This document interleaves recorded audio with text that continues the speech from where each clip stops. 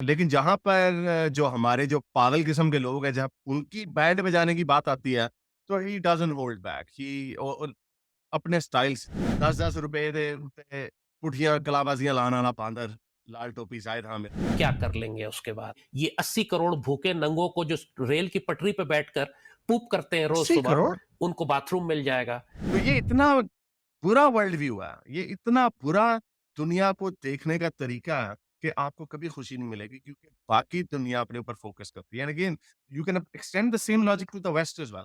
Alright मेरे प्यारे दोस्तों, मैं हूँ हारिस सुल्तान, और कल मेरी नज़र से एक बहुत अच्छी वीडियो गुज़री। बल्कि जैसा कि आप लोग जानते हैं कि अरविंद सहारन साहब की उस बात जो यूट्यूब चैनल बड़े अरसे से कह रहे थे, 5-6 सालों से कह रहे थे। जब मैंने शुरू किया था उस वक़्त उनका चैनल शुरू हो रहा था, और उन्होंने बड़े अरसे से इस रेपुटेशन को मेंटेन रखा है। आज तक मुझे ऐसा नहीं लगा कि उनके अंदर थोड़ी-सी कोई बायस हो। जहाँ पे बैंड बजानी होती है, इंडिया के राइट विंग के लोगों की अनअपोलोजेटिकली उनकी बैंड बजाते हैं। लेकिन प्रॉब्लम इंडिया के जो कुछ लिबरल लोग होते हैं, जो थोड़े दरमियान के लोग होते हैं, उनकी प्रॉब्लम ये होती है कि फिर वो उसको कॉम्पेंसेट करने के लिए पाकिस्तान को थोड़ी एक्स्ट्रा ढील दे देते हैं। लेकिन वो ऐसा भी नहीं करते, और जितनी दफ़ा भी मेरी अरविंद से बात हुई है, मुझे कभी ऐसा नहीं लगा कि उनके अंदर कोई नफ़रत हो।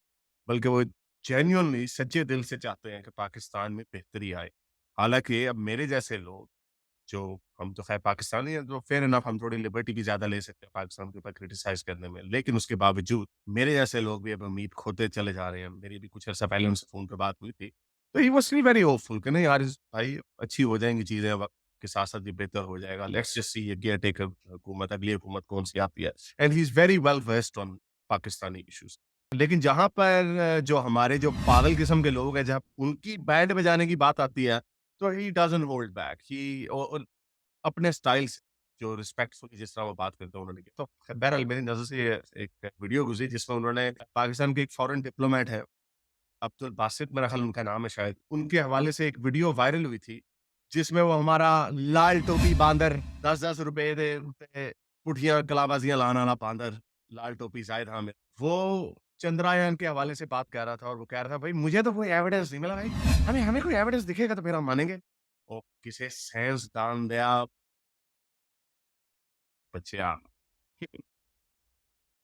अब आपको वो जन इसरो ने मेरा ख़्याल शायद अब तक उन्होंने कोई बहुत इतनी बड़ी रिपोर्टें भेज दी होंगी कि ये हमने डेटा कलेक्ट किया, सर ज़रा इसको डिसाइफ़र कर दें। हमें बता दें कि इसका क्या मतलब है, और हमें बता दें कि अब आपको यकीन आ गया है कि ऊपर वहाँ पे रोवर हमने भेजा। पागल आदमी है ज़ाहिद हामिद। उस हवाले से उन्होंने कोई बात की थी, तो वो वीडियो बड़ी वायरल हुई।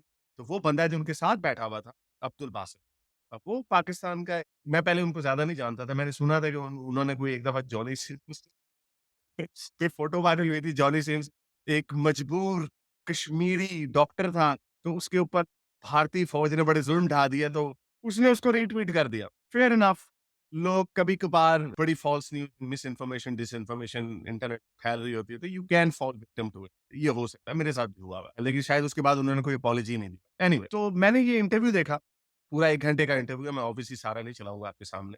उसको बल्कि रिकमेंड करूँगा, लिंक मैंने डिस्क्रिप्शन में डाल दिया, उसको जाके ज़रूर देखिएगा, आपको मज़ा आएगा।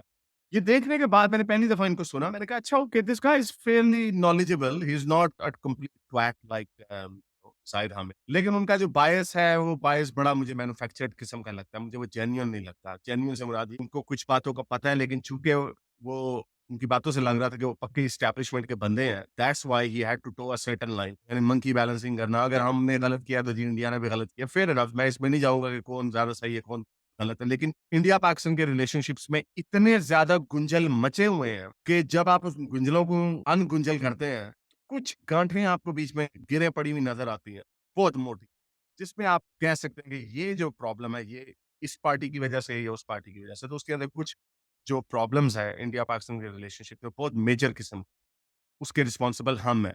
मैं अगर पाकिस्तान की पोजीशन को स्टीलमैन करके ये कहूँ कि हाँ जी, इंडिया कश्मीर में मज़ालिम ढा रहा है मुसलमानों के ऊपर, और हम बर्दाश्त नहीं कर सकते, वो हमारे मुस्लिम बरादर हैं, इसलिए हम उनके साथ खड़े रहेंगे, पहले उसके ऊपर बात करेंगे, फिर किसी और इश्यू के ऊपर बात करेंगे। लेट्स जस्ट अस्यूम कि पाकिस्तान के कंसर्न्स जेन्युइन है, उसके अंदर कोई एग्ज़ैजुरेशन नहीं है, और पाकिस्तान के जो करते-धरते लोग, वो जेन्युइनली इस बात को मानते हैं। उसके बावजूद क्या कोई प्रैग्मैटिज़्म कोई चीज़ नहीं होती, रियलिज़्म कोई चीज़ नहीं होती।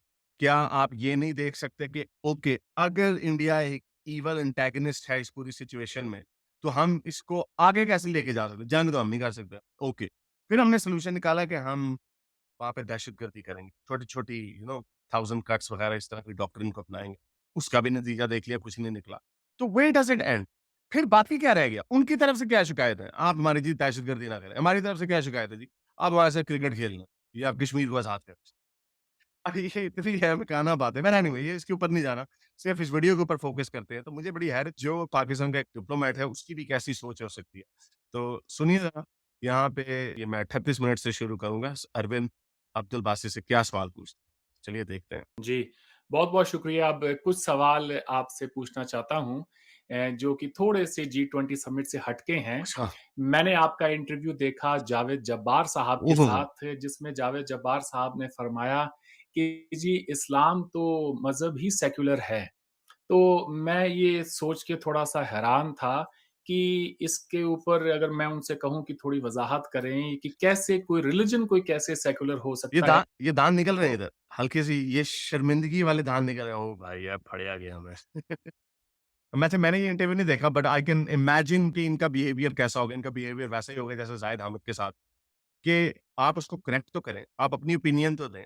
अगर आप उसके ऊपर खामोशी इख्तियार कर लेते हैं, then you send off this message कि you also agree with that. आप कह दें कि मैं एग्री नहीं करता, ये नहीं ज़ाहिद साहब या जो भी इनका नाम इन्होंने दिया है, भाई मैं इस पॉइंट ऑफ व्यू से एग्री नहीं करता। You can at least say that, but let's see what does he say on that. है, सेक्युलरिज्म की जो डेफिनेशन है वो तो बड़ी क्लियर है, it is the separation of religion and state. तो आज अगर कोई इंडिया को कहे जी कि इंडिया हिंदू राष्ट्र, अगर हम उसको बनाना उसको चाहते हैं, कुछ लोग बातें करते हैं, तो उन पर ऐतराज ही यही होता है कि जी इंडिया तो एक सेक्युलर मुल्क है, हिंदू राष्ट्र कैसे बना सकते हैं? तो ये तो तय हुआ कि रिलीजन कोई भी हो वो सेक्युलर हो ही नहीं सकता। तो जावेद जब्बार साहब की इस बात से आप कितना इत्तेफाक रखते हैं?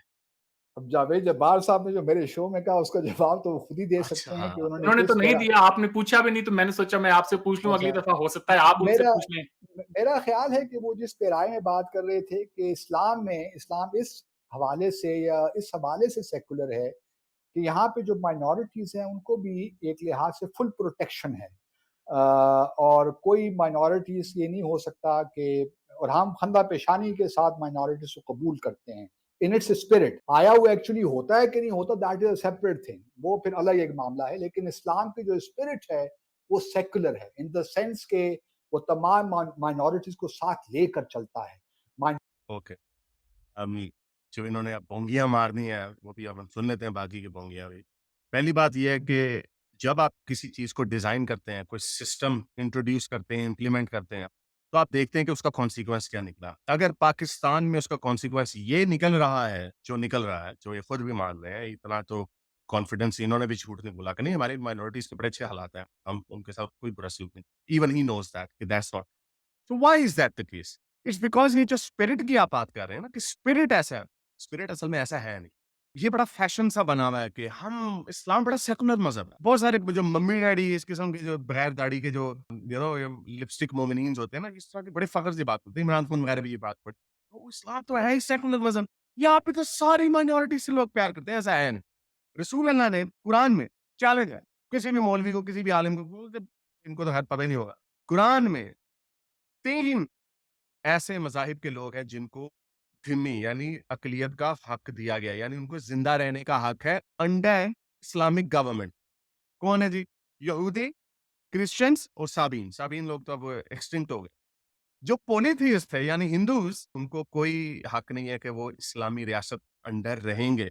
उसकी भी इन्होंने तावील बाँध ली। इन्होंने कहा नहीं वो सिर्फ़ सऊदी अरब के लिए था। क्या रसूल अल्लाह को नहीं पता था कि सऊदी अरब से बाहर भी निकलेंगे हम? रसूल अल्लाह को नहीं पता था कि ये इतना जंगजू मज़हब जो मैंने क्रिएट किया है पूरी दुनिया के लिए है, तो बाकी के लोग में और भी मज़ाहिब हैं, तो इससे पता चलता है कि उनको पता ही नहीं था यार, और भी दुनिया के मज़ाहिब हैं। या फिर इसका मतलब ये है कि वो सऊदी अरब से बाहर निकलने का उन्होंने सोचा ही नहीं था, ये ग्लोबल मज़हब है ही नहीं। सो हिंदुओं को एज़ अ माइनॉरिटी एक्सेप्ट किसने करवाया? मोहम्मद बिन कासिम ने। यस, जब मोहम्मद बिन कासिम जब इधर आया तो उसने वहाँ पे खत लिखा, उसने कहा कि इनको ज़िम्मी का स्टेटस दे दो, इनकी तो गर्दनें इतने ज़्यादा है हिंदू यहाँ पे, इनकी तो गर्दनें उतारते-उतारते हमारी बाजू में उतर जानी है। ये वो वजह है कि इनको ज़िम्मी का स्टेटस दिया गया। Okay, now you can argue कि चलें एक खलीफा वक्त ने अगर ये अपने तौर पे फैसला कर लिया तो वो ये कर सकता है। लेकिन ज़िम्मी जो है, ज़िम्मी इटसेल्फ माइनॉरिटी जो है, उसका कोई इंसानी हकूक से यानी आजकल की दुनिया में उसको आप तसव्वुर ही नहीं कर सकते। व्हाई? फतह खैबर के मौके पे रसूल अल्लाह ने ज़िम्मी के ऊपर टैक्स पता है कितना लगाया था? 50%। आम मुसलमान टैक्स कितना देता है? 2.5%। अच्छा, ये मैं बड़ी दफ़ा एग्ज़ाम्पल दे चुका हूँ। ये ऐसे है जैसे आप अमेरिका जाएँ, अमेरिका में वो वहाँ पे सेपरेट टैक्स लगा दें, माइनॉरिटीज़ टैक्स, क्योंकि आप अमेरिका में आए हैं, इसलिए आम लोगों का 10, 15% 20% ये जो भी टैक्स है वो बनता है। लेकिन आपका एक स्पेशल टैक्स लगेगा क्योंकि हम आपकी मस्जिद की हिफाज़त करेंगे। कोई पागल जाके आपकी मस्जिद पे हमला ना कर दे, कोई मुसलमान की ऐसे ही कोई सर तन से जुदा ना कोई सर फिरा क्रिश्चियन ना कर दे, वगैरह-वगैरह। तो that's why you have to pay a little bit more tax. कोई दुनिया इसकी इजाज़त नहीं देगी। मुसलमान खुद इसकी इजाज़त नहीं देंगे, खुद कहेंगे इस्लामोफ़ोबिया इस्लामोफ़ोबिया करो ना तो। ये जो क्लॉज़ इन्होंने अपने लिए रखी हुई है ना कि और ये बात सच है कि खलीफा वक़्त क्योंकि अबू बकर और उमर ने स्पेशली ये हरकतें जब ईरान में गए थे तब उन्होंने ये काम किया था। लोकल लोगों से मुआहिदा कर सकता। तो इसकी गुंजाइश ज़रूर है कि स्टेट जो है या खलीफा जो है in today's world you can say कि वो जो स्टेट है, वो किसी भी नॉन मुस्लिम ग्रुप के साथ एग्रीमेंट कर सकती है कि आप हमारे कंट्री में रह सकते हैं under these condition. That's fair enough ये आप किया जा सकता है। लेकिन इसका मतलब ये नहीं है कि आप ये कह दें कि हाँ जी, हम बड़े सेक्युलर हो गए हैं। जो साहब ने एग्रीमेंट कर दिया। वो एग्रीमेंट क्या होता है? उमर का पैक्ट ऑफ उमर देख लें। वो ये है कि कोई नया चर्च नहीं बन सकता या सिनेगॉग नहीं बन सकता। कोई नॉन मुस्लिम का घर मुसलमान के घर से ऊपर नहीं हो सकता। यहूदी अपने स्टार ऑफ डेविड का लॉकेट पहन के फिरेंगे ताकि पता चल सके ये यहूदी है, ताकि जो हज़रत मोहम्मद की जो हदीस है कि तुम्हें यहूदी नज़र आए तो उसको गली के तंग नज़र में जगह में घुसा दो। रसूल अल्लाह की ये हदीस है कि इनके ऊपर नज़्में लिखो इनको यहूदियों को इनको गालियाँ दो। तो इस तरह की जो ये बातें हैं ना, ये इस तरह के मम्मी-डैडी लिपस्टिक लोग ये जान किस तरह की बातें करते हैं, इनको पठा दो इनको किसी को। ये कभी हमारे सामने नहीं बैठे। तो ये इस तरह का खुल के झूठ बोलते हैं। तो आई डोंट नो अरविंद को पता है नहीं इन बातों का पता है या नहीं है। और अगर पता होगा भी मेरा ख़्याल आजकल आप हर एक को पता चल गया कि क्या-क्या गंद है इस्लाम के अंदर। वो बस बेचारे पोलाइटनेस के चक्कर में बोलते नहीं हैं, इनको करेक्ट नहीं करते। माइनॉरिटीज़ के भी अपने हकूक़ हैं, उन पे अगर मिसाल के तौर पर उनके पूजा करने के हकूक़ हैं, उनकी इबादतगाहों को आप नहीं छेड़ सकते, ये सब चीज़ें जो हैं एक सेक्युलर उस कॉन्टेक्स्ट में शायद वो कह रहे थे। लेकिन ये भी सहारन एक ऐसा बड़ी अजीब-सी बात है। ऐसा जैसे मैंने आपको बताया ऐसा टेम्पल्स का ये गेन इस्लाम में नहीं है, ये खलीफा वक़्त ने बाद में इजाद किया। रसूल अल्लाह की सोच यहाँ पे पहुँची ही नहीं थी। रसूल अल्लाह को पता ही नहीं था कि हम एक ऐसी वक़्त में पहुँच जाएँगे जहाँ पे हमें पॉलीथियिस्टों के साथ मुआहदे करने पड़ेंगे। यही वजह है कि उन्होंने कहा कि हमने यहूदियों, क्रिश्चियनों को निकाल दिया यहाँ से। और जो पॉलीथियिस्ट है सारे पूरे सऊदी अरेबिया में कोई मंदिर नहीं था। ये तो आप साइंस भला करे एमबीएस का क्या चलो जी बना दो। कि secularism itself has become a religion. ओए होए होए! और अगर आप देखिए दुनिया भर में अच्छा, ख़ास तौर पे वेस्ट में, तो सेक्युलर पे इतने वो एक लिहाज से एक हार्डन्ड पोज़ीशन हो गई है सेक्युलरिज़्म के कि वो किसी रिलिजन को आप बर्दाश्त ही नहीं कर सकते। अच्छा। तो सेक्युलरिज़्म जैसे अमेरिका, न्यूयॉर्क में अभी एक सेक्युलर मुल्क में ही उनको अज़ान लाउड स्पीकर पे देने की इजाज़त दी। लंदन में भी इजाज़त दे दी है, इवन सिडनी में भी दे दी है, जर्मनी में भी दे दी। ये है वो सेक्युलरिज़्म के मज़ाहिब। ये इतने इसलिए this is why I am shocked eight these people. ये कोई पेंडा नहीं है, जो मियाँ वाली या पाक पतन से बाहर नहीं निकला। ये बाहर की दुनिया में घूमता हुआ गया और ये इतने डफ़र लोग हैं अपनी अपनी ही प्रोडक्ट के ऊपर इतने हाई हो चुके हैं कि इनको कख नहीं पता। आई रिफ्यूज़ टू बिलीव कि he is true. I think क्योंकि इनका एजेंडा ऐसा होता है कि they fall into the trap of believing और हैविंग बिलीफ्स ऑफ कन्वीनियंस। क्योंकि ज़ाहिर बात है अगर ये बिलीव कर लेगा कि नहीं सेक्युलर वर्ल्ड व्यू जो है वो इनके इस्लामी वर्ल्ड व्यू से ज़्यादा बेहतर है, तो फिर तो इसको इस्लाम छोड़ना पड़ेगा। फिर ये कैसे ये जो इनका पूरा प्रोपेगेंडा है पाकिस्तान इस्लामी जमहूरिया रियासत और ला इलाहा इल्लल्लाह के नाम पे बना वगैरह-वगैरह, फिर तो ये सारी चीज़ें शैटर हो जाएँगी। How is he going to live with that? तो उसका सॉल्यूशन ये है कि जो हमारा ऑपोज़िट वर्ल्ड व्यू है, उसके अंदर इतने कीड़े निकाले जाएँ कि वो हमारा जो बोसीदा, घटिया इस्लामी सिस्टम जो व्हाटएवर ये हाइब्रिड जो भी है, ये modern welfare state slash Islamic वगैरह-वगैरह जो भी इन्होंने बीएस बनाई हुई है, ये हमें अच्छा लगने लगा। ये एंड और भाई ये भी एक फैशन बना हुआ है कि हर चीज को कहते हैं ये मजहब बन गया, एथियज्म मजहब बन, सेक्युलरिज्म मजहब बन गया। अरस्तु या सालिया, मजहब के लिए it is very important to have some supernatural element and some sort of a deity पे। इसको आप आइडियोलॉजी कह सकते हैं, and yes you can also say कि religions themselves can be ideology. तो सेक्युलरिज्म को आप एक आइडियोलॉजी कह सकते हैं, एक आइडिया कह सकते हैं which can spread its tentacles into various things. ये again I think the agenda behind that is कि हमारा तो निजाम बुरा है ही है, तो हम दूसरे निज़ामों की भी बुराई करने लग जाए। अगेन जैसे शुरू में कहा था ना, उसका एंड में नतीजा क्या निकलता है? That is the crux of it. You have to look at it. End of the day आप जो मर्ज़ी बातें कर लें, हमारे स्पिरिट में ये है तो वो है। At the end of the day you have to see कि उसका रिजल्ट क्या है। अगर उसका रिजल्ट ये निकल रहा है जो जड़ावाला में हो रहा है पाकिस्तान में, हिंदू लड़कियाँ उठाई जा रही है, अहमदियों की मस्जिद है, रोज़ गिराते हैं वगैरह-वगैरह। So it means there was something wrong in the spirit. in its own right has become a religion in my view नहीं, in the ऐसा तो West. नहीं Oh, है। thank you. मसलन In the मैं West, मैं yeah. आपको बता देता हूँ। देखिए जी, दुनिया जो है वो माइनॉरिटी राइट्स और ये सब, ये फिजूल की बातें हैं। आज की दुनिया में इक्वल राइट्स की बात होती है, ना कि माइनॉरिटी Good राइट्स point. की। मैं न्यूजीलैंड में रहता हूँ, एक हिंदू घर में पैदा हुआ, भारत से आया हूँ। मुझे कभी किसी ने ये नहीं कहा कि Arvind belongs to the minority group. Equal rights की बात होती है। आज देखें, ब्रिटेन के अंदर भी एक हिंदू प्राइम मिनिस्टर है, मेयर रहा है लंदन का मुसलमान। मैंने वहां भी कोई माइनॉरिटी राइट्स की बात नहीं सुनी। Mm. ये तो कि जी, आप जब हुकूक देने वाले हो जाते हैं तो फिर तो आप बड़े हो जाते हैं और नहीं सामने वाला छोटा हो जाता है। Very नहीं good point. देने देखिए, आप भी सेक्युलर स्टेट है ना, आप भी सेक्युलर स्टेट हैं। हम्म। आपका कॉन्स्टिट्यूशन सेक्युलर है जो आप क्लेम करते हैं, लेकिन आपके यहाँ भी माइनॉरिटीज तो कहलाती है ना, मुस्लिम नहीं अकलियत है, कहलाती दलित हैं। है, मैं इंडिया नहीं चले कहलाती है। इंडिया पाकिस्तान के कॉन्टेक्स्ट में हम इस्तेमाल करते हैं। माइनॉरिटी हाँ, कमीशन है, सब कुछ है। Very quickly, कितनी जल्दी से जंप मार दी इंडिया के ऊपर? Why? Because the propaganda over there actually is easier to sell, and of course because India is एक developing country है। इंडिया में communal violence वगैरह ज्यादा होता है because 1.4 billion people. लेकिन again in the spirit of Indian constitution, you are secular. अब उसका spirit matter. अगर इंडिया में मुसलमानों को या कोई भी so called minority है, अगर उसके rights को कोई चीज बचाती है, जो ensure करती है, वो क्या करती है? वो उसका सेक्युलर कॉन्स्टिट्यूशन। इसलिए मेरे जैसे लोग हिंदू राष्ट्र के खिलाफ है। I know lot of people से नहीं यार भाई वो भी हमें भी वहां से भी वही आर्गुमेंट आता है। हिंदू राष्ट्र का मतलब ही सारे इंक्लूसिव है। एंड आई कैन इवन, और मैं आपको इसमें थोड़ी सी और कैटेगरी दे सकता हूँ इसमें, to some extent I can agree with you because polytheism itself जो है वो बड़ा वेलकमिंग किस्म का रिलीजन है। ये मैं बड़ी दफा ये एग्जांपल दे चुका हूँ।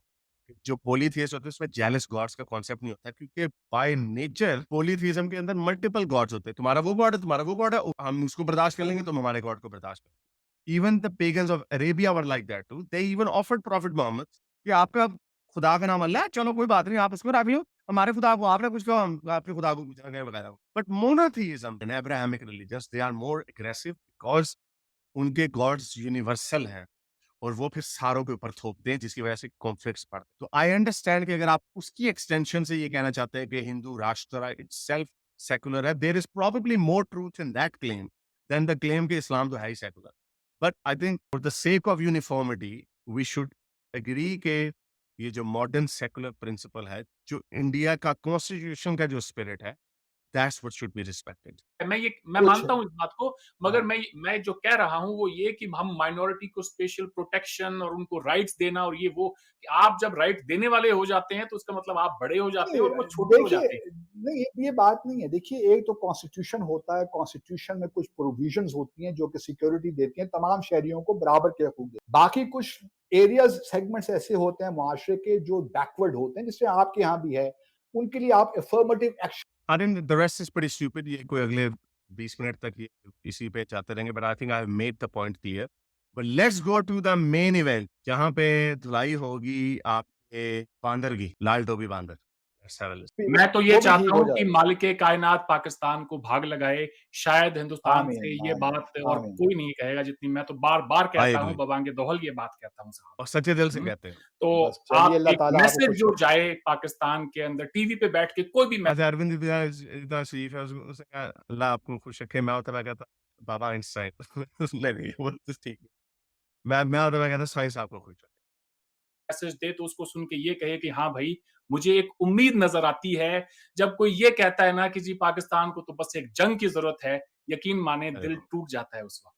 और उस इंसान के लिए बहुत तकलीफ होती है जब जो कि जिसके लिए आज 2 वक़्त की रोटी खाना बड़ा मुश्किल हो गया है।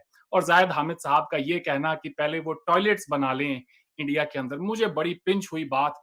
सो अब अगर ये चांद पर पहुंच भी गए, इन्होंने अपना रोवर उतार भी दिया उसमें जाके, रो तो क्या कर लेंगे उसके बाद? ये 80 करोड़ भूखे नंगों को जो रेल की पटरी पे बैठकर पूप करते हैं रोज 80 सुबह, करोड़ उनको बाथरूम मिल जाएगा। सो टॉयलेट्स की कमी है साहब, हमारे यहाँ पे बहुत बड़ी कमी है।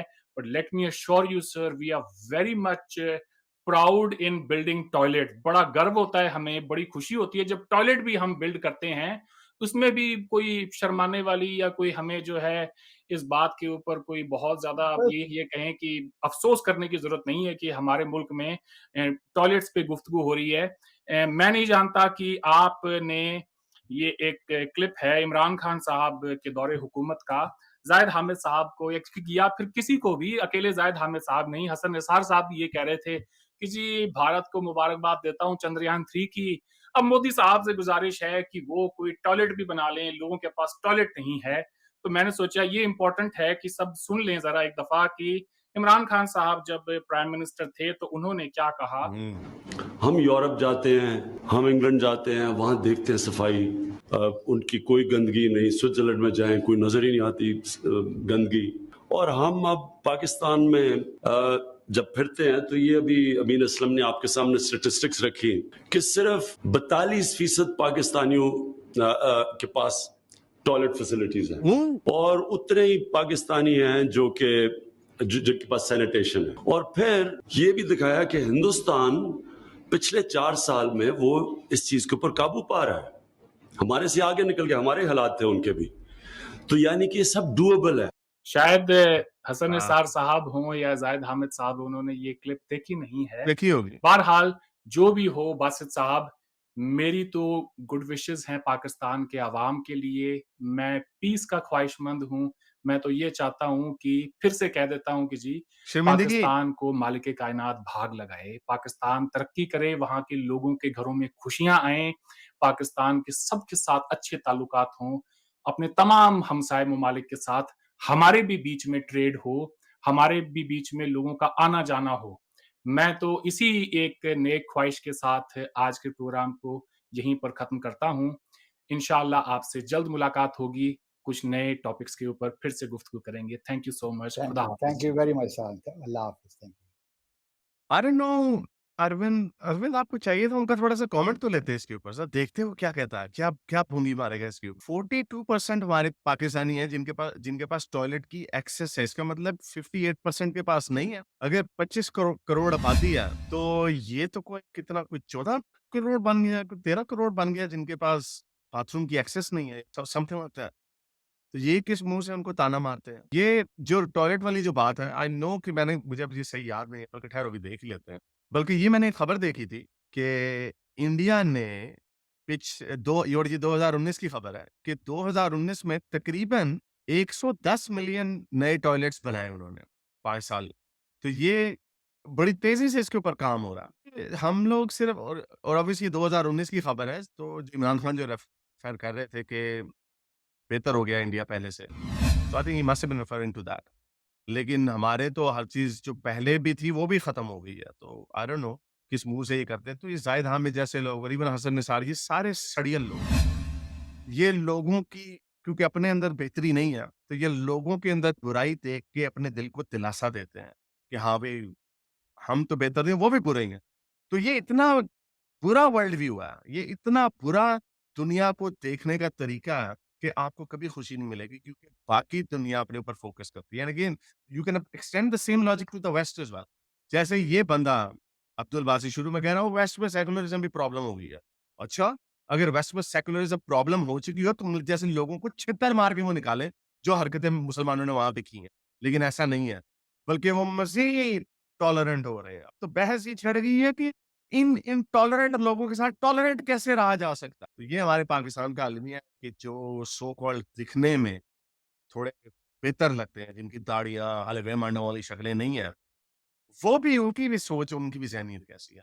तो उम्मीद करता हूँ आज की वीडियो आपको पसंद आई होगी। इसको ज़्यादा से ज़्यादा लाइक करें, शेयर करें, सब्सक्राइब करें। अगर इस चैनल को सपोर्ट करना चाहते हैं तो patreon.com/हारिस सुल्तान पे जाकर पेट्रन भी बन सकते हैं। अगर कुछ नहीं कर सकते तो कमेंट्स अपने ख्यालात का इज़हार ज़रूर करें। तो अब तक के लिए इतना ही। अगली वीडियो तक।